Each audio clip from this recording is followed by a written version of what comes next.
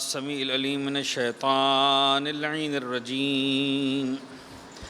بسم الله الرحمن الرحيم.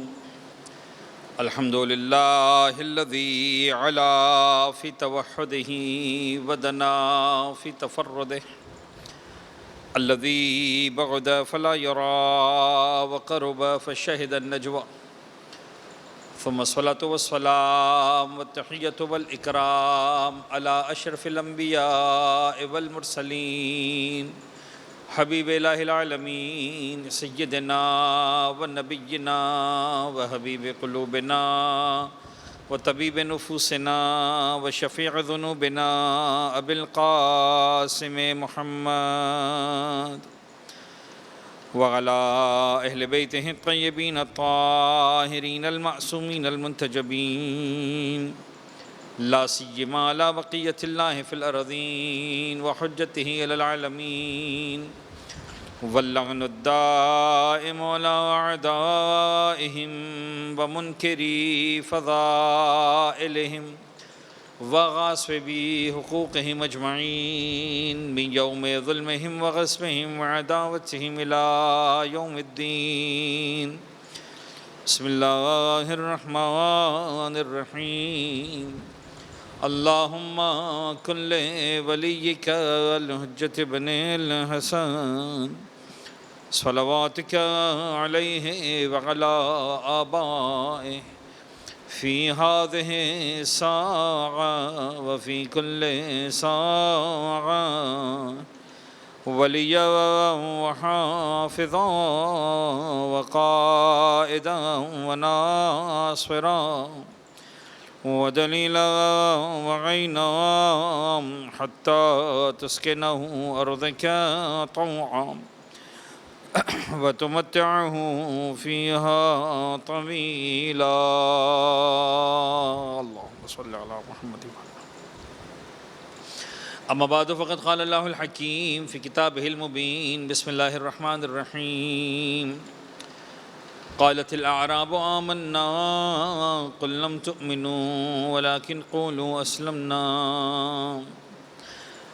ولما يدخل الإيمان في قلوبكم وإن تطيعوا الله ورسوله لا يلتكم من أعمالكم شيئا إن الله غفور رحيم. صلوات پڑھیں گے ایک مرتبہ محمد و آل محمد پر. اللہم صلی علی محمد و آل محمد وعجل فرجہم. عزیزان گرامی، ماہ مبارک رمضان کا روزانہ کی قرآن پر گفتگو یا درس یا مجلس کا جو بھی آپ سلسلہ کہیں، یہ سلسلہ الحمدللہ جاری و ساری رہے گا. میری حد تک آج یہ ہماری آخری گفتگو ہے، اور کل سے انشاءاللہ برادر بزرگوار مولانا ساجد وکیل صاحب انشاءاللہ پھر سے قرآن مجید کے مختصر سوروں کے عنوان سے اس سلسلے کو کنٹینیو کریں گے، اور آپ عزیزان انشاءاللہ ان کی علمی ریسرچ سے استفادہ کریں گے، اور بہرحال ان کے بیانات سے فائدہ اٹھائیں گے اپنے علم میں، اپنے عمل میں. انشاءاللہ خدا سے دعا ہے کہ بطور خاص ان کو ہمارے تمام علماء حقہ کو قائم سلامت رکھے، ان کا سایہ ہمارے سروں پر قائم و دائم رکھے انشاءاللہ، اور ہمیں ان کی تعلیمات سے، ان کے بیانات سے، ان کے اخلاص سے مستفید ہونے کی توفیق عنایت فرمائیں. عزیزان، میں حسب عادت ایک فقہی مسئلہ آپ کے سامنے عرض کروں، اور اس کے بعد ہم سورہ مبارک حجرات کی آخری 5 آیتوں پر جو ہے وہ گفتگو کریں گے. کچھ جملات انشاءاللہ اگر وقت بچا تو ہم شب قدر کے حوالے سے بھی ضرور آپ کی خدمت میں عرض کریں گے. عرض کرنا عزیزان گرامی، فقہی مسئلہ اب بہرحال صرف ایک ہی حد تک یا 1-2 مسئلوں کی حد تک میں آپ کی خدمت میں عرض کر سکوں گا جلدی، اور وہ یہ کہ ابھی ماہ مبارک رمضان کے اینڈ پر ایک عبادت واجب ہوگی جس کا نام ہے فطرہ. اگرچہ بنیادی طور پر صاحبان ایمان فطرے کے مسائل سے بڑی حد تک واقف ہیں، لیکن ایک جسٹ کے طور پر، ایک خلاصے کے طور پر میں چاہ رہا ہوں کہ موٹی باتیں آپ کے ذہن میں آ جائیں. تو موٹی باتیں یہ ہیں کہ جب عید کا چاند نمودار ہو یا 30واں روزہ افطار ہو، اگر 29 کو نظر نہیں آیا، تو جب غروب کا وقت آئے گا تو جو گھر کا سربراہ ہے اس پر واجب ہے کہ اپنا بھی اور ان تمام افراد کا جو اس رات اس کے اہل و عیال میں شامل ہوں، چاہے اس کے دسترخوان پر کھانا کھائیں یا نہ کھائیں، تمام افراد جو اس کے اہل و عیال میں ہیں، اس کے ڈپینڈنٹ ہیں، جن کے وہ جو ہے وہ روزی روٹی کا بندوبست کرتا ہے، اس کے لیے واجب ہے کہ اپنا فطرہ بھی دے اور ان تمام لوگوں کا فطرہ دے، چاہے وہ مسلمان ہو چاہے وہ نان مسلم ہو۔ یعنی مثلاً اگر ایک ڈرائیور ہے جو آپ کے فیملی کے فرد کی طرح رہتا ہے اور اس کے نان نفقے کا انتظام آپ کے ذمہ ہے، اور وہ مسلمان نہیں ہے، فرض کر لیں چوکیدار ہے مثلاً، مسلمان نہیں ہے لیکن گھر کے فرد کی طرح سے رہتا ہے، اس کو آپ نان نفقہ اس کا جناب علی چاہے سرونٹ کوارٹر میں، لیکن اس کا نان نفقہ آپ کے ذمہ ہوتا ہے، تو واجب ہے کہ ان سب کا فطرہ نکالیں۔ کتنا فطرہ نکالیں؟ فطرہ نکالیں گے فی کس ایک صاع، ایک صاد الف عین، ایک پیمانہ تھا پیغمبر کے زمانے کا، آج کل اگر اس کا ٹرانسلیٹ کیا جائے اور آج کے اس کے وزن کے اعتبار سے دیکھا جائے تو تقریباً 3 کلو سے کچھ کم بنتا ہے، لہذا تقریباً تمام ہی مراجعین نے کہا ہے کہ 3 کلو اگر آپ دے دیتے ہیں تو اس کا مطلب 100% آپ نے ایک صاع جو شریعت کا قانون تھا وہ دے دیا۔ 3 کلو جناب علی آپ چاہے تو کوئی کھانے پینے کی چیز دیں یا اس کی قیمت دیں، ہر جگہ پر قیمت کی اجازت نہیں ہوتی ہے لیکن فطرے میں اجازت ہے، لیکن چیز آپ وہی دیں گے یا اسی چیز کی قیمت دیں گے جو آپ کے معاشرے میں کھانے پینے میں رائج ہو، مثلا گندم ہے، چاول ہے۔ آیت اللہ خوئی وغیرہ نے، امام خمینی نے مثال کے طور پر اس بات کی اجازت دی ہے کہ کھجور یا کشمش کا فطرہ بھی دیا جا سکتا ہے، جو کہ ہمارے یہاں بیسک فوڈ کے طور پر رائج نہیں ہے، لیکن آقا سستانی کہتے ہیں کہ نہیں، وہی چیز دی جا سکتی ہے جو بیسک فوڈ کے طور پر رائج ہو، جیسے گندم اور چاول وغیرہ جو ہمارے یہاں رائج ہے، تو اسی کی آپ قیمت دیں گے۔ اب آپ دیکھ لیں کہ کیا پرائس ہے مارکیٹ کے، اس کے اعتبار سے آپ دیں گے، اور اگر آپ کسی ادارے پر بھروسہ کرتے ہیں کہ ادارہ مثلا اناؤنسمنٹ دے رہا ہے کہ آپ 200 روپے دے دیں تو ہم آپ کی فطرے کی ذمہ داری پوری کر دیں گے، تو کم از کم اتنا پوچھ لیں کہ وہ کس چیز سے ذمہ داری پوری کریں گے، گندم سے تو آپ گندم کی نیت کر لیں، چاول سے تو آپ چاول کی نیت کر لیں۔ عام طور پر آج کل جو ادارے اس طرح سے اناؤنسمنٹ دیتے ہیں وہ بہرحال جو ہے وہ یہ بات بھی اناؤنس کرتے ہیں کہ وہ کس چیز کے فطرے کی بات کر رہے ہیں، تو اس اعتبار سے فطرہ دیا جا سکتا ہے کسی قابل اعتماد فرد کو بھی، لیکن وہ قابل اعتماد فرد ذمہ دار ہوگا کہ پھر آگے مستحق تک پہنچائے۔ تو یہ ہے سارا کا سارا فطرے کا بیان، جو آپ نے عید کی رات سے لے کر عید کے دن دوپہر کی اذان تک، اگر آپ عید کی نماز نہیں پڑھ رہے ہیں، اور اگر پڑھ لیں تو عید کی نماز سے پہلے تک، اور اگر ان کیس ڈیلے کر جاتے ہیں کسی وجہ سے کوئی پرابلم ہوتا ہے، بھول گئے، ذہن میں نہیں آیا، تو اس کے بعد پھر آپ قربت مطلقہ کی نیت سے اس کو آپ جو ہے وہ ڈسپوز آف کریں گے اور کسی غریب تک پہنچائیں گے۔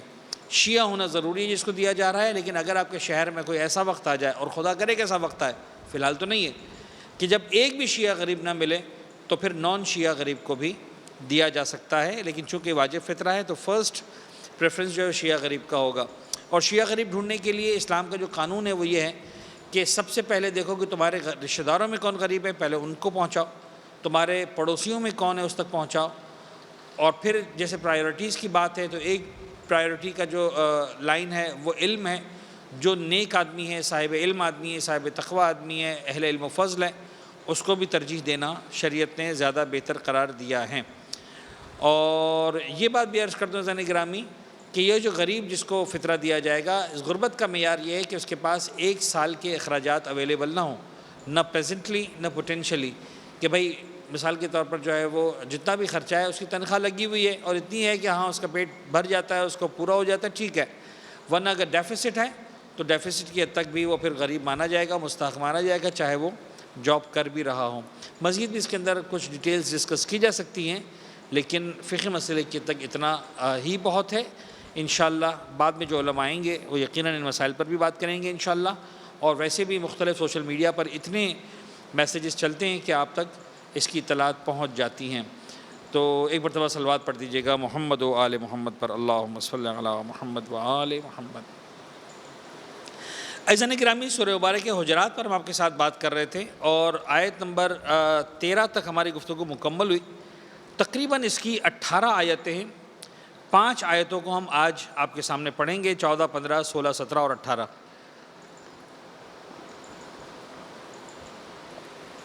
جو ہماری آخری آیت تھی اس کے اندر ہم نے اس بات کو ڈسکس کیا، قرآن مجید نے فرمایا یا ایھا الناس، یہاں پر آ کر ایک طرح سے پروردگار عالم نے نہ فقط مسلم سوسائٹی بلکہ انسانیت کو ایک پیغام دیا کہ لسن، تم جو اپنے اندر یہ فرق دیکھ رہے ہو، یہ فرق ہمارا پیدا کیا ہوا ہے، اس میں تمہارا کوئی کمال نہیں ہے۔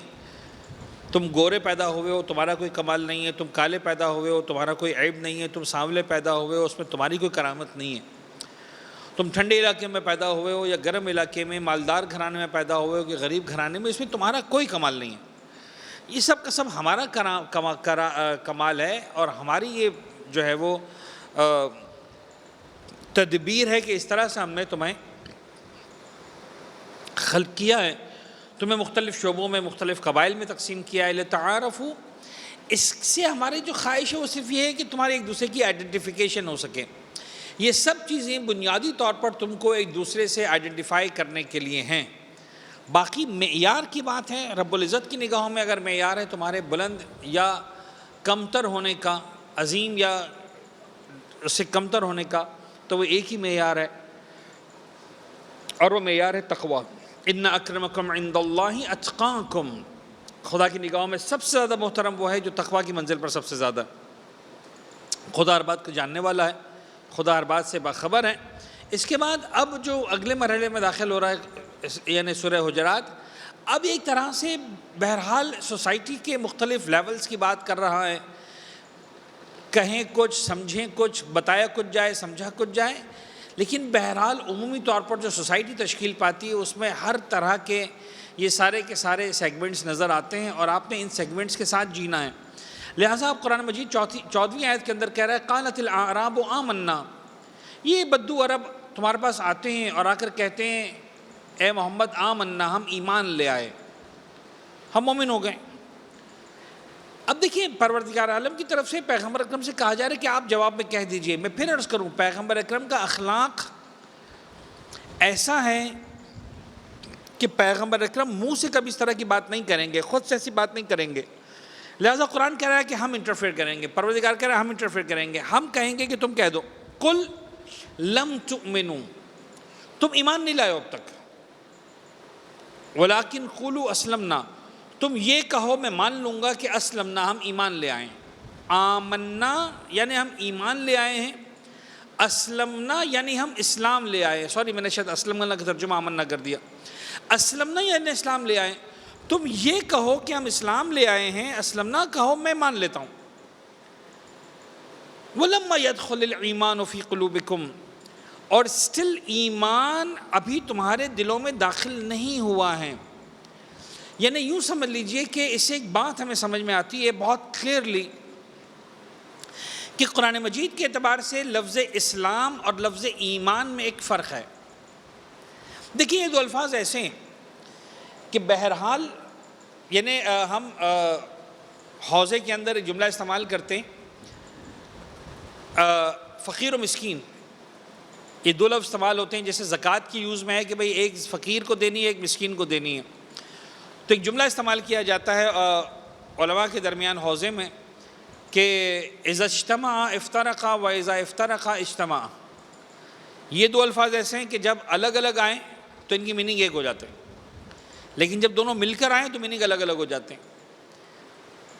فقیر جس کے پاس سال بھر کے اخراجات نہ ہوں، یعنی اگر ایک انسان کے پاس سال بھر کے اخراجات نہیں ہیں 11 مہینے کے، تو یہ 1 مہینے کی حد تک فقیر ہے، حالانکہ 1 مہینہ ابھی 11 مہینے دور ہے۔ فرض کریں شخص کے پاس 6 مہینے کے اخراجات نہیں ہیں، 6 مہینے کے ہیں تو مسئلہ نہیں، فقیر ہے، 6 مہینے کے لیے فقیر ہے یہ، لیکن وہ 6 مہینے بھی بہت دور ہے، اس لیے کہ 6 مہینے کے اخراجات تو ہیں اس کے پاس۔ مسکین وہ ہوتا ہے جو فقیر سے بھی گیا گزرا ہو، یعنی مسکین اس کو کہتے ہیں جس کے پاس کل کی روٹی نہیں ہے۔ تو جب کہا جائے مسکین، فقیر نہ کہا جائے تو اس کو بھی شامل ہو جائے گا جس کے پاس کل کی نہیں ہے، وہ بھی آ جائے گا مسکین کی ڈیفینیشن میں جس کے پاس 6 مہینے کی روٹی نہیں 6 مہینے کی۔ اسی طرح فقیر کہا جائے وہ بھی آ جائے گا جس کے پاس 5-6 مہینے کی کھانا ہے 5-6 مہینے کا نہیں ہے، وہ بھی آ جائے گا جو کل کا کھانا اس کے پاس نہیں ہے۔ لیکن اگر فقیر اور مسکین کا لفظ ایک ساتھ استعمال ہو تو اب فقیر کے اسپیسیفک میننگ الگ ہو جائیں گے، مسکین کے اسپیسیفک میننگ الگ ہو جائیں گے۔ مومن اور مسلم ایسا ہی ہے، اگر صرف کہا جائے یا ایھا المومنون، مثال یا الذین آمنوا، تو اس کے اندر سب کے سب آ جائیں گے۔ صرف اور صرف کہا جائے یا ایھا المسلمون، تب بھی سب کے سب آ جائیں گے۔ لیکن اگر مومن اور مسلم کو ایک ساتھ استعمال کیا جائے تو اس کا مطلب یہ ہے کہ مومن کی میننگ کچھ اور ہے، مسلم کی میننگ کچھ اور ہے۔ تو یہاں پر جو ہے وہ قرآن ان دو الفاظ کو ایک ساتھ ایک آیت میں استعمال کر رہا ہے اور بہت ہی کلیئرلی سمجھا رہا ہے کہ ایمان از سم تھنگ ڈفرینٹ، اسلام از سم تھنگ ڈفرینٹ۔ فرق کیا ہے دونوں کا؟ فرق قرآن نے خود بتا دیا، مجھے اپنی طرف سے کوئی تفسیر کرنے کی، مزید گہرائی میں جانے کی ضرورت نہیں ہے۔ ایک فرق، اچھا یہ بتا دوں کہ آج کل کے اعتبار سے ہمارے علماء جب لفظ مومن یا لفظ مسلم استعمال کرتے ہیں تو ایک اور میننگ ان کے ذہن میں ہوتے ہیں کہ وہ افراد صاحبان ایمان کہ جو سارے کے سارے عقائد حقہ کو تسلیم کرتے ہیں، توحید کو بھی، رسالت کو بھی، امامت کو بھی اور قیامت کو بھی، توحید کو اس کی گہرائیوں کے ساتھ یعنی عدالت الہیہ کے ساتھ، تو ان کو مومن مانا جاتا ہے، اور جو صرف اسلام کے اس سے بھی کم بنیادی عقائد کو ایکسیپٹ کرتے ہیں، توحید کو، نبوت کو اور قیامت کو، تو انہیں مسلمین کہا جاتا ہے۔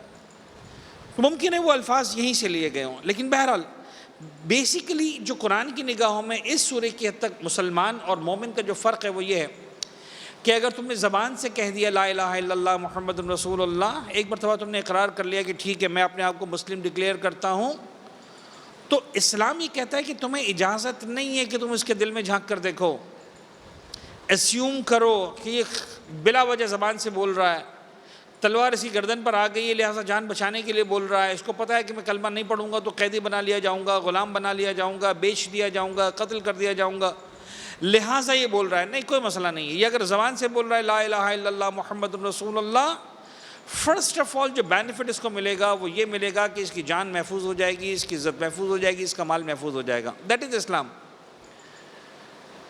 جب یہی والا قول، یہی والا کلمہ، یہی والی بات، یہی والا اسٹیٹمنٹ کہ واقعاً لا الہ الا اللہ محمد رسول اللہ جب دل میں سرایت کرے گا، وجود میں نظر آئے گا، عمل کی صورت میں ظاہر ہوگا، تب ہم کہیں گے کہ ٹھیک ہے ابھی صرف مسلمان نہیں رہا، ابھی مومن بھی ہو گیا۔ قرآن اسی مرحلے کو کہہ رہا ہے کہ اعراب آئے۔ اچھا یہ شان نزول بھی اس کا ظاہراً بنو اسد کا کوئی قبیلہ تھا سعودی عرب، یعنی آج کے سعودی عرب، اس دور کے حجاز میں، کہ قحط پڑا آس پاس کے علاقوں میں، یہ پریشان ہوئے، پانی نہیں برسا۔ اچھا عرب کے اندر یہ بڑی کامن پریکٹس تھی، اگر پانی نہ ہو، بارش نہ برسے بھائی، یا کم برسے، پانی ختم ہو گیا، قحط پڑ جائے گا فوراً۔ تو یہ لوگ آئے اپنے بیوی بچوں کو لے کر، عورتوں کو لے کر، سارا قبیلہ مدینہ منورہ میں آیا، ان کے سردار، ان کے جو بڑے تھے وہ آئے پیغمبر کی خدمت میں، اور آ کر کہنے لگے دیکھیں اللہ کے رسول، سارے لوگ جو آپ کے پاس جب بھی آئے ہیں تلواریں لے کر آئے ہیں، عرب کے قبیلے لڑنے کے لیے آئے ہیں، آپ کا خون بہانے کے لیے آئے ہیں، ہم دیکھیں ہم تلواریں لے کر نہیں آئے، تیر لے کر نہیں آئے، نیزے لے کر نہیں آئے، ہم اپنے خاندانوں کو لے کر آپ کے پاس آئے، اپنی بیوی بچوں کو لے کر آپ کے پاس آئے، یعنی لڑنے کے لیے نہیں آئے، ہم ایمان لے کر آئے۔ پیغمبر نے کہا ٹھیک ہے، اب پیغمبر تو ختم ہو گئی بات کہ بھئی ایمان لے آئے، ختم۔ اللہ کہہ رہا ہے کہ نہیں، اے پیغمبر ان سے کہہ دو لم تؤمنوا ولکن قولوا اسلمنا، تم یہ کہو کہ ہم اسلام لے کر آ گئے، ولما يدخل الایمان فی قلوبکم، ابھی تک ایمان تمہارے دلوں میں نہیں پہنچا ہے، یعنی تمہیں کیا پتہ ایمان کیا ہے؟ تم نے صرف اس وقت جو ہے وہ تم پیغمبر کے پاس ایسے آئے ہو جیسے آج کل کی دنیا میں کوئی مثال کے طور پر کوئی سیاستدان پارٹی چینج کرتا ہے اپنی، تو اب یہ پارٹی جو چینج ہو رہی ہے اس کا مطلب یہ نہیں کہ انسان کا پورا کردار، اخلاق، عمل، انجام، ایٹیٹیوڈ سب کچھ بدل گیا۔ اس نے اپنا صرف ٹائٹل چینج کر لیا کہ میں یہاں کا نہیں رہا، وہاں ہو گیا ہوں، ختم ہو گئی بات۔ کل تک میرے مفادات ان سے وابستہ تھے، آج ان سے وابستہ ہیں، کل تک میری سروسز ان سے وابستہ تھیں، آج ان سے وابستہ ہیں، دیٹس اٹ۔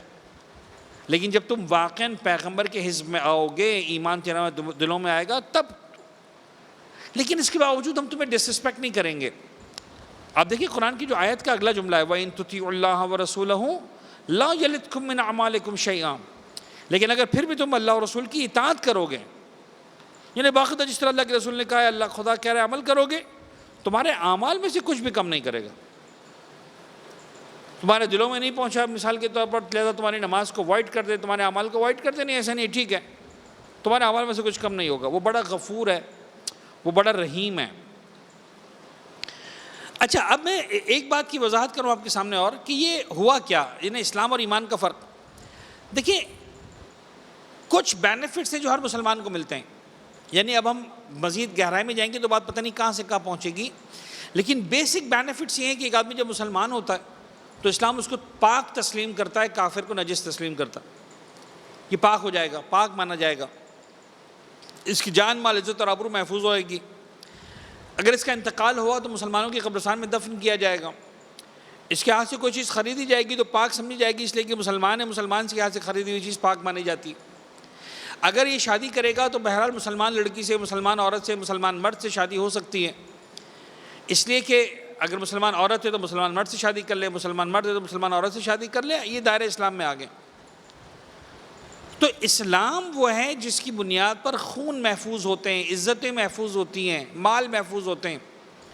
ایمان وہ ہے جو اگلے لیول کا۔ تو یہاں پر ایک آدمی سوال کر سکتا تھا کہ ٹھیک ہے، ہم جب زبان سے کہنے لا الہ الا اللہ محمد رسول اللہ، بظاہر نماز پڑھنے کھڑے ہو گئے، آپ کے ہم نے احکامات کو ایکسیپٹ کر لیا، تو ایمان میں کیا باقی رہ گیا ہے؟ قرآن اگلی آیت میں اس کی وضاحت کر رہا ہے، آیت نمبر 15 میں دیکھیے گا ذرا آیت، انما المؤمنون الذین آمنوا باللہ ورسولہ ثم لم يرتابوا وجاہدوا باموالہم وانفسہم فی سبیل اللہ اولئک هم الصادقون۔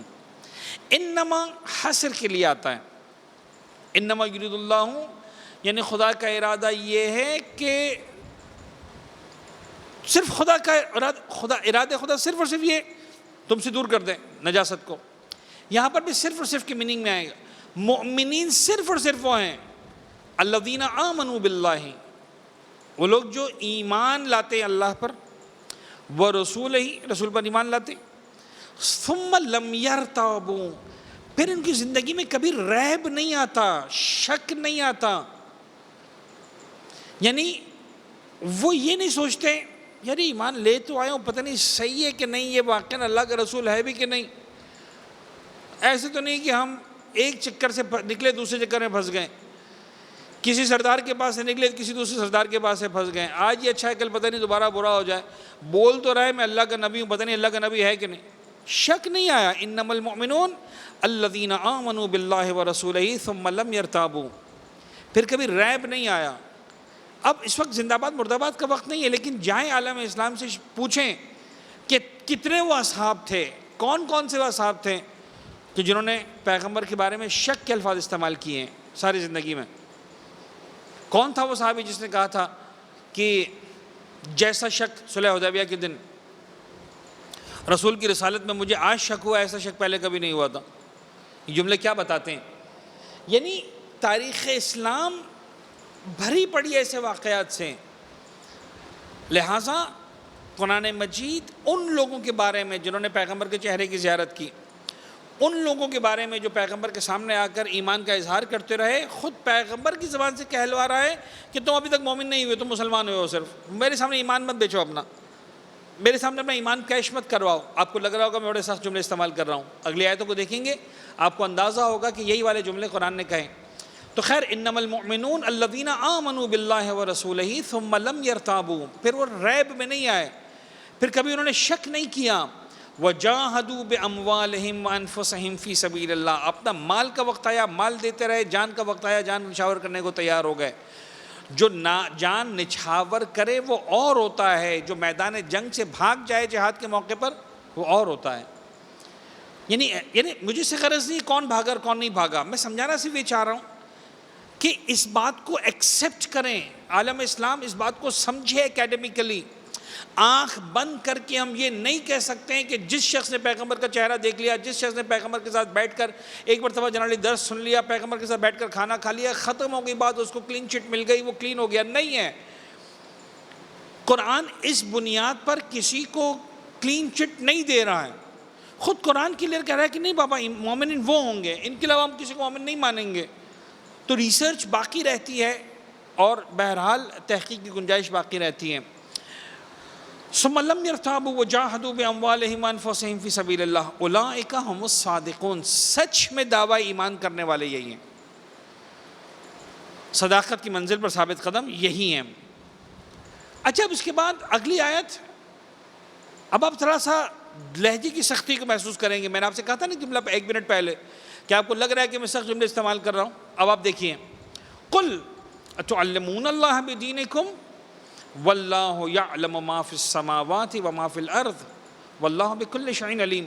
اچھا، یہ جب آیتیں نازل ہوئیں تو واقعی کچھ لوگوں کو بھاری پڑا، جب بھاری پڑا تو انہوں نے کہا کہ آ کے پھر نئے سرے سے تجدید عہد کرنے کے لیے آئے کہ یا رسول اللہ ایسی آیتیں نازل ہو گئی ہیں، قل لم تؤمنوا بل قولوا اسلمنا، تم ایمان نہیں لائے ہو اسلام لائے ہو، اے رسول اللہ ہم واقعاً، اب یہ ان کی اس قبیلے کی بات نہیں، اور مسلمانوں کی بات ہے، اللہ کے رسول کی خدمت میں آتے تھے، بار بار قسمیں کھا کر پتہ نہیں کتنا جو ہے وہ اصرار کر کے یقین دلانے کی کوشش کرتے تھے کہ یا رسول اللہ ہم آپ پر واقعی ایمان لے آئے، دلوں میں ہمارے ایمان ایسا ہے ویسا ہے.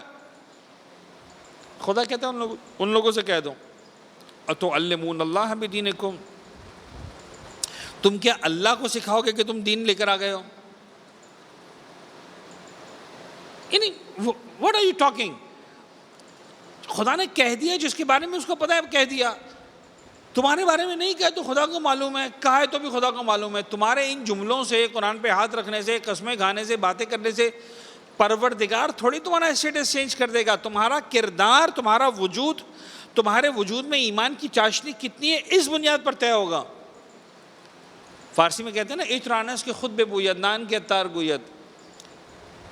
خوشبو خود بولتی ہے میں خوشبو ہوں. خوشبو وہ نہیں ہوتی دکاندار جس کی تعریفیں کریں. دکاندار تو ہر خوشبو کی تعریف کرتا ہے. سارا مال اچھا ہے، سارا مال اے گریڈ کا ہے، سارا مال جینوین ہے. دکاندار کے بولنے سے خوشبو نہیں بنتی. خوشبو خود بولتی ہے میں خوشبو ہوں. اطرانس کے خود بے بویت نان کے اتار گویت. خوشبو سونگھ کے پتہ چلتا ہے اس کے اندر کتنا مال ہے. تمہارے اندر اگر ایمان ہے، پروردگار عالم تم جانو، خدا جانے، مجھے آ کے تم کیوں سرٹیفکیٹ لینے کی کوشش کر رہے ہو؟ میرا کام سرٹیفکیٹ ایشو کرنا ہے ہی نہیں. آیت بھی قرآن کی تھی، میں نے نہیں کہا تھا لم تؤمنوا بل قولوا اسلمنا. خدا نے کہا کہ کل، میں نے آیت تم کو پڑھ کے سنا دی. قل اتعلمون اللہ بدینکم، تم سکھاؤ کہ اللہ کو تمہارا دین، کہ تمہارے پاس کتنا دین ہے. واللہ یعلم ما فی السماوات وما فی الارض، خدا آسمان اور زمین میں جو کچھ ہے سب جانتا ہے. تو تمہارے دل کے اندر کیا ہے اس کو نہیں جانتا. واللہ بکل شیء علیم، وہ ہر شے کا علم رکھتا ہے. تمہارے دلوں میں کتنا ایمان ہے، کتنا نہیں ہے، کہاں تک ہو. صاحب ایک لیول تھوڑی ہے، ایک لیول 100 ہے، ایک لیول 0 ہے. اس کے درمیان میں 100 لیول ہیں، لیکن 100 نہیں ہے. اس کے درمیان میں شاید 100 کے ساتھ ہزاروں لیول ہیں، لاکھوں لیول ہیں، کروڑوں لیول ہیں. کتنی باریکی کے ساتھ پروردگار عالم مارکنگ کر رہا ہے. مجھے کیا، آپ کو کیا پتا ہم کون سے لیول پر ہیں. سلمان کا لیول الگ ہے، مقداد کا الگ ہے، ابو ذر کا الگ ہے، عمار کا الگ ہے. ہر ایک سب پیغمبر کی خدمت میں بیٹھنے والے ہیں، جان نچھاور کرنے والے ہیں، موقع ملے تو جام شہادت نوش کرنے والے ہیں، لیکن ہر ایک کا لیول الگ ہے. واللہ بکل شیء علیم، خدا ہر چیز کا علم رکھتا ہے. تمہیں خدا کے سامنے آ کر اپنے دین کو سکھانے کی ضرورت نہیں ہے. ابھی بھی آپ کو لگا کہ شاید میں نے کم جملے استعمال کیے یا کچھ زیادہ سخت جملے استعمال کر دیے تھے، تو آئیے قرآن کا اگلا لیول. یمنون علیک ان اسلموا، اے حبیب یہ احسان جتاتے ہیں تم پر کہ اسلام لے کر آ گئے. اچھا اب ایمان پیچھے ہٹ گیا، اسلموا. یمنون علیک، تم پر یہ احسان جتلا رہے ہیں کہ یہ اسلام لے کر آ گئے، منہ سے کلمہ پڑھ لیا ہے. قل لا تمنوا علی اسلامکم، اے حبیب ان کو آپ کہہ دیجئے مجھ پر احسان نہیں ہے تمہارا کہ تم اسلام لے کر آ گئے ہو. انہیں اب قرآن اس سے زیادہ اور کس لہجے میں بات کرے گا؟ الٹیمیٹلی قرآن ہے، فصاحت اور بلاغت اور ادب و اخلاق و آداب کے دائرے میں رہ کر بات کرے گا. یمنون علیک ان اسلموا، یہ لوگ آپ پر احسان جتاتے ہیں کہ اسلام لے آئے. کل، خبردار مجھ پر اپنا احسان مت جتو. ہاں اگر سمجھنا ہے تو یہ سمجھو، بل اللہ یمن علیکم ان ہداکم للایمان ان کنتم صادقین، یہ خدا کا احسان ہے تم پر کہ تم کو ایمان کا راستہ دکھا دیا. احسان تمہارا تھوڑی ہے کہ تم اسلام لے کر آ گئے ہو. یعنی آج شاید ہم اس بات کو سمجھ سکیں، کوئی بہت ہی اچھا لیول کا اسکول ہوتا ہے تو آپ ہاتھ جوڑ کر کھڑے ہوتے ہیں کہ صاحب ہمارے بچوں کو داخلہ دے دو. تو جب داخلہ مل جاتا ہے تو کیا آپ احسان جتاتے ہیں اسکول والوں پر کہ صاحب ہمارا احسان ہے کہ اپنا خون جگر تم کو دے رہے ہیں، اپنا لخت جگر نکال کے تم کو دے رہے ہیں، اپنی اولاد تم کو نکال کے دے رہے ہیں، اپنا خون تم کو دے رہے ہیں، اپنی نسل تمہارے حوالے کر رہے ہیں. احسان کرتے ہیں. اسکول والوں کا احسان ہوتا ہے کہ یعنی ایسا ہوتا ہے نا ہمارے معاشرے میں، ڈیپینڈ کرتا ہے. ایک اسکول ہے جو آپ سے آتا ہے کہ بھائی بچہ دے دو مہربانی، وہاں پر آپ کو حق ہے شاید احسان جتانے کا. لیکن کچھ جگہوں پر کچھ بڑی کمپنیز ہوتی ہیں، آپ کو جاب مل جاتی ہے تو وہ کمپنی کا آپ پر احسان ہوتا ہے کہ آپ کو جاب دے دی. آپ کا احسان نہیں ہوتا کہ میں نے کمپنی جوائن کر لی ہے. خیر مثالیں آپ کو سمجھ میں آئیں کہ نہیں آئیں؟ مثالوں کے اندر بہت سارے کوشچن مارکس آ سکتے ہیں. رول از رول. پروردگار عالم کہہ رہا ہے کہ لسن، تم آ کر مت جتلاؤ کہ ہم ایمان لے کر آ گئے، ہم اسلام لے کر آ گئے. اگر احسان ہے تو یہ تمہارا احسان نہیں ہے کہ تم مسلمان ہو گئے ہو، یہ پروردگار عالم کا احسان ہے کہ تم کو اس نے راہ حق کی ہدایت کی ہے. ان کنتم صادقین، واقعاً اگر تم سچے ہو یا تو تم جھوٹے ہو تو تمہارا یہ احسان ویسے ہی ختم ہو جاتا. تم ایمان لائے کب ہو کہ تم کہہ رہے ہو کہ ایمان لائے ہو؟ جھوٹے ہو. اور اگر تم واقعاً سچے ہو، تمہارے دلوں میں واقعاً ایمان کی روشنی آ گئی ہے، تو پھر تمہیں جتلانے کی ضرورت نہیں ہے. اگر سچائی ہے تمہارے دلوں کے اندر، واقعاً تم مومن ہو گئے ہو، تو اس بات کو ایکسیپٹ کرو. اپنے سر کو جھکا دو، اپنے دل کو جھکا دو. پالنے والے تیرا احسان ہے کہ تو نے ہمیں دین مبین اسلام کی ہدایت فرمائی ہے. اگر صداقت ہے تو پھر اس کے علاوہ مزید کسی چیز کی گنجائش نہیں ہے. اور پھر آخری آیت میں اگر قرآن مجید سورہ مبارک حجرات کو اس آیت پر، اس نوٹ پر مکمل کر رہا ہے، ان اللہ یعلم غیب السماوات والارض، پروردگار عالم آسمانوں اور زمین کے غیب کو جانتا ہے. ایک نقطہ، اب چونکہ وقت بچ گیا ہے تو میں یہ جملہ استعمال کر دیتا ہوں، ورنہ یہ نقطہ کئی مرتبہ پہلے آ چکا ہے، اس مرتبہ میں نے بطور خاص نہیں لیا تھا اس کو. سائنسی اعتبار سے زمین کو خدا نے، دیکھیے قرآن میں عام طور پر ارض کہا ہے، زمینوں نہیں کہا. اٹ از یوزڈ سنگولر، جبکہ سماوات پلورل استعمال کیا گیا ہے. زمین ایک ہے، آسمانوں کی تہ در تہ ہیں. تو عین ممکن ہے آج سائنسی اعتبار سے بھی ہم کو نظر آتا ہے کہ ایک تو یہ آسمان دنیا ہے جو ہم کو نظر آتا ہے، لیکن اس طرح کی فضا ایک فضا نہیں ہے، اس طرح کا کور ایک کور نہیں ہے. دنیا میں جتنے بھی اس طرح کے کورز ہیں، خدا ان سب کو جو ہے آسمانوں کی بات کرتا ہے. تو ان اللہ یعلم غیب السماوات والارض، خدا آسمانوں اور زمین کے غیب کو بھی جانتا ہے. واللہ بصیر بما تعملون، اور کلی طور پر خدا بصیر ہے ان تمام چیزوں کے بارے میں جن کو تم انجام دیتے ہو. یعنی پروردگار عالم، دیکھیں ایک ہوتی ہے جسے کہتے ہیں نا کہ بصارت، ایک ہوتی ہے بصیرت. یعنی دونوں میں ایک فرق مانا گیا ہے. بصارت وہی جو آپ اپنی ان ظاہری آنکھوں سے دیکھتے ہیں، بصیرت وہ ہوتی ہے جو آپ باطنی آنکھوں سے دیکھتے ہیں، ایک عزت کی نگاہ سے، قدر کی نگاہ سے، بعض اوقات پردے ہٹا کر. تو خدا کہہ رہا ہے کہ اللہ بصیر، اس کے پاس بصیرت ہے.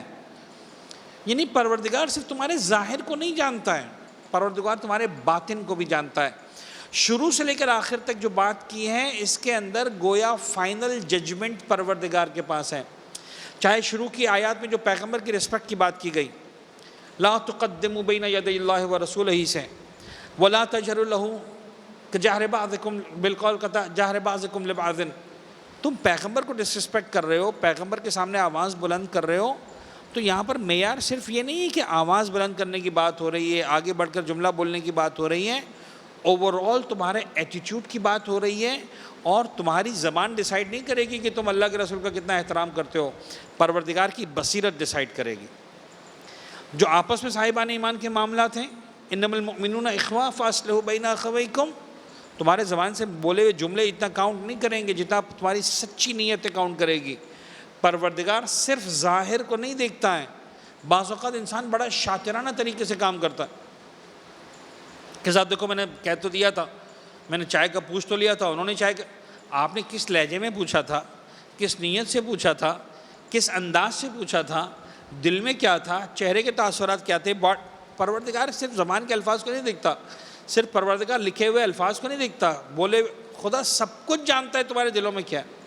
لہٰذا الٹیمیٹلی تمہیں اگر ایک اسلامک سوسائٹی بنانی ہے تو اس کے لیے تمہیں دیانتداری کے ساتھ ایمان کو اپنے دلوں میں اتار کر، پروردگار کا احسان مان کر، احسان جتا کر نہیں، تمہیں وہ سوسائٹی قائم کرنی ہے، تمہیں وہ ویلیوز بیسڈ معاشرہ قائم کرنا ہے.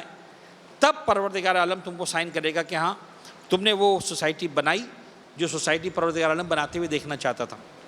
عزیزان گرامی، صرف سوسائٹی نہیں بنانی، آج شب قدر ہے انشاءاللہ. یعنی بہت ساری روایتوں کے اعتبار سے یہ اندازہ ہوتا ہے کہ اصل میں لیلۃ القدر یا نہایتاً لیلۃ القدر ماہ مبارک رمضان کی 23ویں شب ہے. اور آج اس کے بارے میں قرآن نے کہا انا انزلناہ فی لیلۃ القدر، وہ آج کی رات ہے. تنزل الملائکۃ والروح فیہا باذن ربہم من کل امر، آج کی رات ہے. صاحب الامر پر امر لے کر نازل ہوں گے، صاحب امر پر نازل ہوں گے، اولی الامر پر نازل ہوں گے. آج کی رات یہ آیات زمانے کے امام کے وجود مقدس پر سب سے اسٹرانگ دلیل ہے کہ کائنات میں کبھی بھی ایسا نہیں رہا کہ زمین حجت خدا سے خالی ہو. ہر دور میں روئے زمین پر حجت خدا کا وجود رہا ہے، اور ہر دور میں ملائکہ اور روح الامین تقدیر لے کر روح الامر پر، صاحب امر پر نازل ہوتے رہیں۔ آج بھی ایک اولی الامر ہے پردہ غیبت میں۔ لہٰذا آج کی رات میں جو سب سے اہم عمل ہے، زمانے کے امام کی سلامتی کی دعا، زمانے کے امام کی ظہور کی دعا۔ کوئی بھی دعا مانگیں، جب بھی اعمال کرانے والا ذاکر کہے بابا اپنی اپنی حاجات خدا کی بارگاہ میں پیش کریں، سب سے پہلی دعا مانگیں میرے مولا کے وجود مقدس کے ظہور کی دعا مانگیں۔ پالنے والے یوسف زہرا کو اس نے ظہور عنایت فرما۔ کائنات آج تکلیف میں ہے، آج بڑے سے بڑا اسکالر، بڑے سے بڑا سمجھدار، بڑے سے بڑا انٹلیکچول سمجھ رہا ہے، احساس کر رہا ہے کہ ایک فائنل اتھارٹی کی ضرورت ہے، جس کا ہاں ہاں، جس کا نہ نہ۔ دنیا کے تمام معاملات کے اندر، دنیا کے تمام ایشوز کے اندر ایک سپریم اتھارٹی کی ضرورت ہے۔ وہ سپریم اتھارٹی جو ڈائریکٹلی خالق کے کائنات سے کنیکٹڈ ہو، نظام وحی کے ذریعے، نظام الہام کے ذریعے، روح القدس کے ذریعے، تنزل الملائکۃ والروح کے ذریعے، جو ہمیں بتا سکے کہ بابا عالم انسانیت کی ذمہ داری کیا ہے۔ زمانے کے امام کی ظہور کی دعا کریں۔ آج جو اسلام ہم تک پہنچا ہے، آج جو ہم قرآن کو پہچانتے ہیں، آج جو ہم محمد و آل محمد کو پہچانتے ہیں، آج جو دنیا میں اشہد ان لا الہ الا اللہ، اشہد ان محمد رسول اللہ، اشہد ان علی ولی اللہ کی آوازیں آتی ہیں، تو زن گرامی اس محسن اسلام کو نہیں بھولنا کہ جس کے بدن کے یوں سمجھ لیجئے کہ گلو احتر سے نکلے ہوئے خون کے ایک ایک قطرے نے کربلا کی سرزمین پر لا الہ الا اللہ محمد رسول اللہ علی ولی اللہ کو ثبت کیا، ایسا ثبت کیا کہ آج کائنات کے ایک ایک مقام پر یہ صدا پہنچی ہوئی ہے۔ شب قدر میں مولا حسین ابن علی کو نہیں بھولنا، لہٰذا معصوم نے بطور خاص خصوصی الفاظ تاکید فرمائیں، ان الفاظ کے ساتھ حسین ابن علی کی زیارت کرنا۔ اگر الفاظ نہ مل سکیں، اگر الفاظ میسر نہ ہوں، آپ کو لگتا ہے وقت نہیں ہے، کوئی بات نہیں، کم از کم اتنا کریں، کھلے آسمان کے نیچے آ سکتے ہیں تو آئیں، ورنہ جہاں پر ہیں اپنے مقام پر کھڑے ہوں، قبر حسین ابن علی کا رخ کریں اور ایک مرتبہ کہیں السلام علیکہ یا ابا عبداللہ الحسین۔ حق ہے حسین ابن علی کا کہ ہم آج کی رات حسین ابن علی کو اپنے سلام میں شامل کریں۔ اس کے بغیر کائنات کی تقدیر نامکمل ہے، تو ہمارا مقدر کیسے بن سکتا ہے؟ اور اس کے بعد جب اپنے لیے مانگنے کی باری آئے تو ایک چیز جو مجھے لگتا ہے کہ رمضان المبارک کی ساری دعاؤں کا خلاصہ ہے، جو رمضان کی پہلے دن سے لے کر ہر واجب نماز کے بعد آپ دعا مانگتے ہیں، اس دعا کا ایک ہی تو خلاصہ ہے، یا علی یا عظیم یا غفور یا رحیم انت رب العظیم الذی لیس کمثلہ شیء۔ آخر میں اگر کہتے ہیں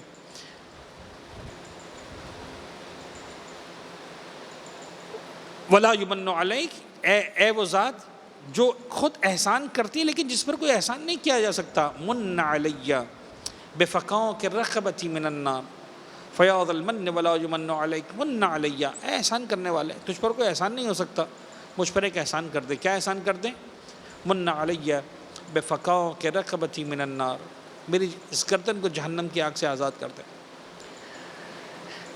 13ویں 14ویں اور 15ویں شب بطور خاص، 13ویں 14ویں اور 15ویں رمضان بطور خاص آپ نے دعائے مجیر پڑھنے کا اہتمام کیا۔ اتنی لمبی دعا پڑھ کر کیا مانگا آپ نے؟ صرف ایک چیز مانگی، کتنے ہی مختلف ناموں سے پکارا، سبحانک یا اللہ، تعالیت یا رحمان، لیکن جملہ ایک ہی تھا، اجرنا من النار، پناہ دے دے ہمیں آگ سے۔ آگ سے مراد جہنم کی آگ سے پناہ دے دے، یا مجیر، اے پناہ دینے والے۔ 19ویں 21ویں 23ویں رات بڑی تفصیل کے ساتھ آپ دعائے جوشن کبیر کی تلاوت کرتے ہیں، 1000 ناموں خدا کو پکارتے ہیں۔ خلاصہ کیا ہے؟ خلاصہ ایک ہی ہے، سبحانک یا لا الہ الا انت، تیرے علاوہ تو کوئی معبود نہیں میرے معبود۔ الغوث، الغوث، مدد کر، مدد کر، کیا مدد کر؟ خلصنا من النار یا رب، پالنے والے جہنم کی آگ سے نجات دے دے۔ قرآن مجید کے اعمال جب آپ کرتے ہیں، قرآن مجید کھولتے ہیں، کیا پڑھتے ہیں؟ اللہم بحق ھذا القرآن وبحق وما یخاف، یعنی کرتے وما یخاف وما یرجا ان تجعلنی من عتقائک من النار۔ معبود دعا ایک ہی ہے، تو ان لوگوں میں سے قرار دیں جنہیں آج کی رات جہنم کی آگ سے آزاد کیا ہے۔ بس یعنی گرامی دامن وقت میں گنجائش نہیں ہے، آج تقدیر بنانے کی رات ہے۔ جناب زہرا فرماتی تھی محروم ہے وہ شخص جو آج کی رات گزر جائے اور اپنے آپ کو مغفرت نہ کروا سکے، بخشش نہ کروا سکے، محروم ہے وہ شخص۔ لیکن ایک بات میں عرض کروں گا اور گفتگو کو مکمل کر دوں گا، یاد رکھیے گا ذہن گرامی، اگر واقعاً جہنم کی آگ سے نجات حاصل کرنی ہے تو سب سے اہم چیز پروردگار و رسول و ائمہ طاہرین پر ایمان کے بعد، ظاہر سی بات ہے ایمان تو ہماری بنیاد ہے، سب سے اہم چیز جو ضروری ہے وہ یہ ہے کہ انسان کی زندگی میں رزق حرام نہ ہو۔ اگر رزق حرام زندگی میں ہے، اگر حرام کا مال انسان کی زندگی میں، سب کچھ ہو سکتا ہے، جہنم کی آگ سے نجات اتنا آسان نہیں، پروردگار نہیں بخشتا ہے کسی مومن کا مال ناحق آپ کے استعمال میں ہو اس کی اجازت کے بغیر، یہ پروردگار کے لیے قابل قبول نہیں ہے، یہ پروردگار کے لیے قابل معافی نہیں ہے۔ اگر اپنے آپ کو جہنم کی آگ سے آزاد کروانا ہے، اپنی بہترین تقدیر بنانی ہے، آج کمٹمنٹ کی رات ہے۔ پالنے والے، میری زندگی میں حرام نہیں آئے گا۔ میں جملے کو یہاں پر لا کر مکمل کروں، کربلا کے میدان میں آ کر دیکھیے جو آخری خطبہ امام حسین علیہ السلام نے دیا، اس کے اندر بھی میرے مولا نے ایک جملہ استعمال کیا ہے کہ تم لوگ میرے قتل سے باز نہیں آؤ گے۔ کیوں نہیں آؤ گے؟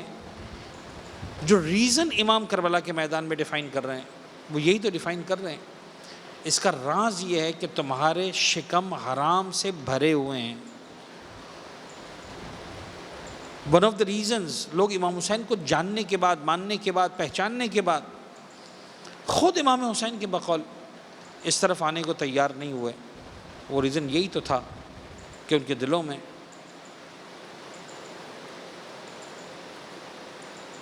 ان کے پیٹ میں، ان کے شکم میں حرام بھرا ہوا تھا۔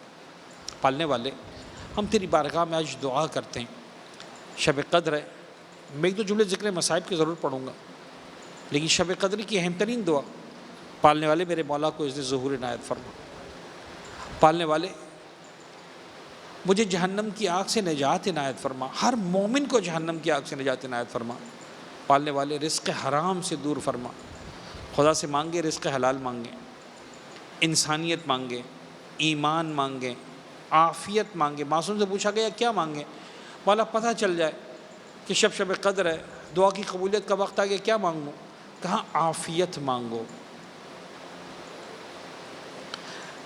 خدا مجھے متعال سے کہ خداوندہ مجھے نہیں پتا عافیت کیسے کہتے ہیں، تجھے تو معلوم ہے۔ معصوم نے جب کہا تھا عافیت مانگو تو معصوم کو تو پتا تھا کس چیز کا وہ کہہ رہے تھے۔ پالنے والے، میں تجھے تیری ذات کا واسطہ دے کر سوال کرتا ہوں، جس چیز کو تیری نگاہوں میں عافیت کہتے ہیں، محمد و آل محمد کی نگاہ میں جس کو عافیت کہتے ہیں، وہ عافیت مجھے دے دیں، وہ انسانیت مجھے دے دیں، وہ کمال روحانی مجھے دے دیں۔ بھائیان گرامی، میں نے گفتگو کو مکمل کیا، شب قدر ہے، تقدیر بنانے کی رات ہے۔ بعض اوقات انسان کا مقدر ایسے جاگتا ہے، اس کے وہم و گمان میں بھی نہیں ہوتا، اس کے ذہن و خیال میں بھی نہیں ہوتا کہ یہ بھی ہو سکتا ہے۔ میں ایک جملہ پڑھوں گا صرف، اگر ایک آنسو بھی آنکھوں میں آ گئے تو بہرحال انشاءاللہ دعاؤں کی قبولیت کی علامت ہوگا، رب العزت کے کرم کی علامت ہوگا انشاءاللہ۔ پورے کربلا کے واقعے میں کچھ واقعات ہیں، میں ایک واقعے کا تذکرہ کر رہا ہوں۔ وہ منزل جب زینب کبریٰ سب کچھ سوچ سکتی تھی، لیکن شام غریباں کے منظر میں یہ سوچ بھی نہیں سکتی تھی کہ کائنات کا مشکل کشا امیر عرب میرا بابا علی بن ابی طالب بھی آ سکتا۔ ابھی کل تو آپ نے شہادت کے مصائب سنے، کل 21 رمضان کا دن گزرا، آپ نے مولا کی شہادت کا ماتم کیا، سن 40 ہجری، کہاں سن 61 ہجری، 20 سال کا عرصہ گزر گیا۔ زینب لوٹ کر مدینہ بھی آ گئی۔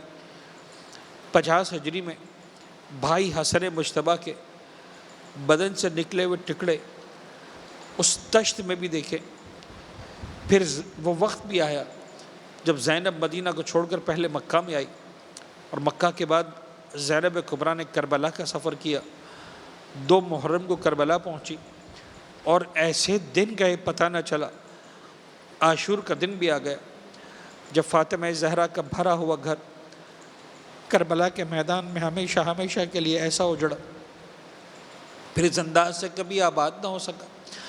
لیکن ہر چیز، ہر منزل، ہر مقام پر بی بی صبر کرتی گزر گئی۔ لیکن میں نے کہا نا، کبھی کبھار تقدیر ایسے بدلتی کہ انسان سوچ بھی نہیں سکتا۔ ایک وقت جب شام غریبہ کے منظر میں شاید زینب کے حوصلے جواب دے جاتے، شاید زینب تھک جاتی، مجھے نہیں معلوم، شاید یہ جملے بھی کہنے کا مجھے حق نہیں ہے، لیکن ایک وقت آیا جب ایک سوار آتا ہوا نظر آیا، اور جب وہ نزدیک آیا، آپ نے سنا ہے ذاکرین پڑھتے ہیں، علماء پڑھتے ہیں، زینب نے دیکھا کوئی اور نہیں، کائنات کا مشکل کشا بابا آیا۔ علی بن ابی طالب کا وجود مقدس، 2 جملے میں پڑھتا ہوں، میں نے 2 ہی روایتیں سنی علماء سے، دونوں پڑھ دیتا ہوں۔ ایک یہ سنا ہے کہ جیسے ہی بابا کو دیکھا، کچھ نہ کہا، دوڑ کر بیویوں کے پاس گئی اور جا کر کہتی ہے، بیویوں اگر کسی کے پاس کوئی چادر کا ٹکڑا ہو تو مجھے دے دو، میں آج تک اپنے بابا کے سامنے بے رضا کے نہیں، کبھی ایسا نہیں ہوا کہ میرے سر پر رضا نہ ہو، میں بابا کے سامنے گئی، چادر کا ٹکڑا کہاں سے آتا۔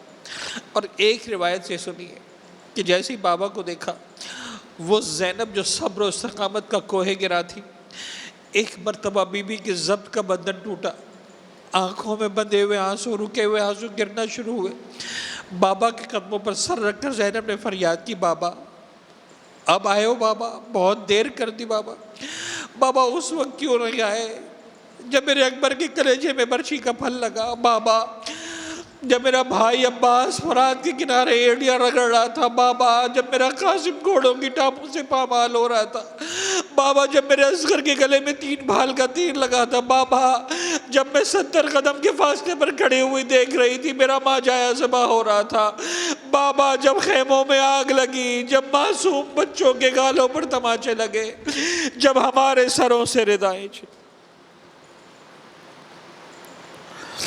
وَسَيَعْلَمُ الَّذِينَ ظَلَمُوا آلَ مُحَمَّدٍ أَيَّامٌ قَلَبٍ يَنْقَلِبُونَ۔ پالنے والے ہمارے اس خلیل توسل کو اپنی بارگاہ میں قبول فرما، غم محمد و آل محمد کے سوا کوئی غم ہماری زندگی میں شامل نہ فرما۔ معبود ہمارے ناسوں کو رومال حضرت زہرا سلام اللہ علیہ ہمیں جگہ عنایت فرما۔ پالنے والے محمد و آل محمد کا واسطہ، دنیا میں جہاں جہاں اہل بیت اطہار کے چاہنے ماننے والے موجود ہیں، سب کی جان، مال، عزت اور آبرو کی حفاظت فرما۔ معبود یہ آزمائش جو سارے عالم انسانیت کی آزمائش ہے، ہم سب کو اس سے نجات عنایت فرما، اس بیماری میں ہم سب کو سرخرو فرما، بطور خاص جو افیکٹڈ ہیں، جو بیمار ہیں اس وائرس کی وجہ سے، پوری دنیا کے ہر انسان، بالخصوص صاحبان ایمان، اور علی الاخص جنہوں نے بطور خاص دعا کے لیے التماس دعا کی، پالنے والے اس شب قدر میں، اس بابرکت شب میں، اس عظیم شب میں جو مقدر بنانے کی شب ہے، تیری بارگاہ میں دست دعا دراز کرتے ہیں، سب کو شفائے کامل و عاجل عنایت فرما، ہم سب کے رزق حلال و طیب میں کثرت و برکت و وسعت عنایت فرما، ہم سب کے رزق میں سے رزق حرام کے حصوں کو میرے معبود ختم فرما، فنا فرما، ہماری اسے جان چھڑا۔ پالنے والے محمد و آل محمد کا واسطہ، جو بے اولاد ہیں ان کو اولاد صالحہ سے سرفراز فرما۔ معبود محمد و آل محمد تو فعل جو پریشان حال ان کی پریشانیوں کو دور فرما، ہر مومن مومنہ کی جان، مال، عزت اور آبرو کی حفاظت فرما۔ معبود جو بہترین شب، بہترین تقدیر کسی کے حصے میں آ سکتی ہے، آج کی شب بطور خاص اگر شب قدر ہے، پالنے والے وہ تقدیر حاصل کرنے والوں میں ہم سب کا نام شامل فرما۔ قلب مقدس و امام زمانہ حکم سے راضی و خوشنود فرما، ہمارے ان گناہگار آنکھوں کو مولا کے دیدار سے منور فرما، اپنی آخری حجت امام عصر و الزمان کے ظہور میں تعجیل فرما۔ ربنا تقبل منا انک انت السمیع العلیم وتب علینا انک انت التواب الرحیم۔ اذان گرامی کو سورہ فاتحہ کی درخواست ہے، آپ اپنے مرحومین کو بھی شامل کیجیے گا اور سوروں کی تلاوت ابھی سے شروع کر دیجیے گا، تاکہ ان تمام مرحومین کے لیے، ہم سب کے مرحومین کے لیے، ہم سب کے لیے باعث برکت و ثواب ہو۔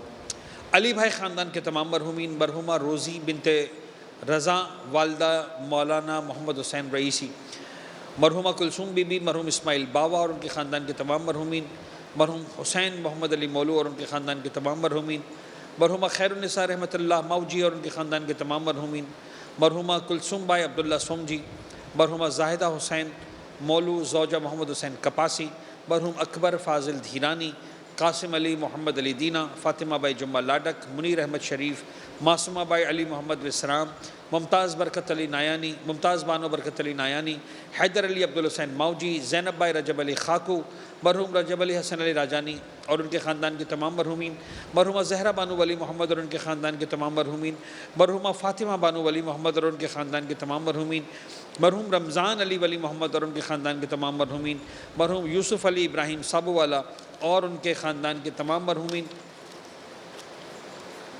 مرحوم ساجد حسن محمد رضا راجانی، مرحوم محمد جعفر سلیمان خاکو، مرحومہ سکینہ علی محمد لیلا، مرحوم روشن علی قاسم علی ناصر، مرحوم قاسم علی رجب علی سلیمان خاکو، مرحوم رجب علی سلیمان خاکو، مرحوم احمد نظر علی، مرحوم انور علی راشد جیسانی، مرحومہ فاطمہ بنت قاسم، زینب بائی فاضل، شہید سجاد حسین سپاری والا اور ان کے خاندان کے تمام مرحومین، مرحوم احمد عبداللہ غلام حسین ایڈن والا اور ان کے خاندان کے تمام مرحومین، مرحوم فدا حسین فاضل رتنسی اور ان کے خاندان کے تمام مرحومین، حاجی بھائی مراج خاندان کے تمام مرحومین، احمد بھائی مراج خاندان کے تمام مرحومین، مرحومہ زہرہ بائی مصطفیٰ حاجی بھائی مراج، شرافت علی خاندان کے تمام مرحومین، بانیان مجلس کے تمام مرحومین، تمام شہدائے ملت جعفریہ، عمومی طور پر تمام مرحوم مومنین مومنات، وہ جن پر فاتحہ پڑھنے والا کوئی نہیں ہے، وہ جو دام درم سخن ہے کسی بھی انداز سے اس عزاخانے کی خدمت کر کے اس دنیا سے رخصت ہو چکے ہیں، اس فرش عزا پر آتے تھے، آج ہمارے درمیان نہیں رہے، دنیا میں کسی بھی مقام پر کسی بھی عزاخانے کی، کسی بھی عزادار کی، کسی بھی فرش عزا کی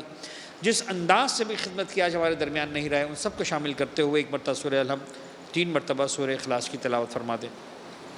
بسم اللہ الرحمن الرحیم، الحمدللہ رب العالمین الرحمن الرحیم مالک یوم الدین، ایاک نعبد و ایاک نستعین، اہدنا الصراط المستقیم صراط الذین انعمت علیہم غیر المغضوب علیہم ولا الضالین۔ بسم اللہ الرحمن الرحیم، قل هو اللہ احد اللہ الصمد لم یلد ولم یولد ولم یکن له کفوا احد۔ بسم اللہ الرحمن الرحیم، قل هو اللہ احد اللہ الصمد لم یلد ولم یولد ولم یکن له کفوا احد۔ بسم اللہ الرحمن الرحیم، قل هو اللہ احد اللہ الصمد لم یلد ولم یولد ولم یکن له کفوا احد۔ ربنا تقبل منا انک انت السمیع العلیم وتب علینا انک انت التواب الرحیم۔